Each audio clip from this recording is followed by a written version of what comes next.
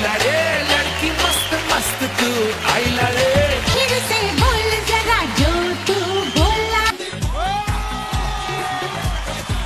সিনেমার পর্দায় এখন আর দেখা মেলে না শিল্পা শেঠির।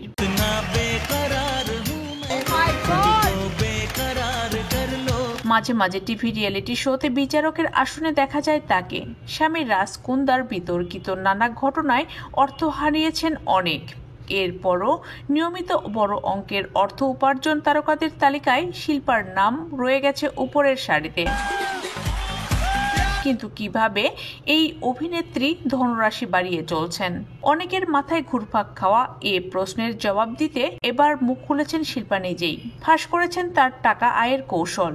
ভারতীয় সংবাদ মাধ্যম আনন্দবাজার সূত্রে জানা গেছে, বলিউড অভিনেত্রী শিল্পা শেঠির অভিনয় ব্যস্ততা এখন নেই বললেই চলে।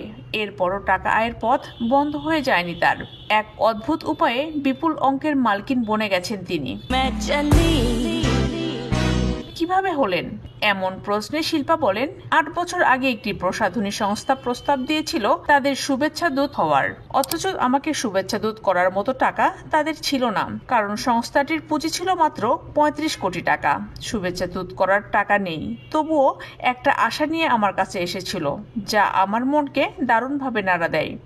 সে কারণে আমি প্রস্তাব দিয়েছিলাম ওদের অংশীদার হওয়ার। এরপর ওই সংস্থায় বিনিয়োগ করি।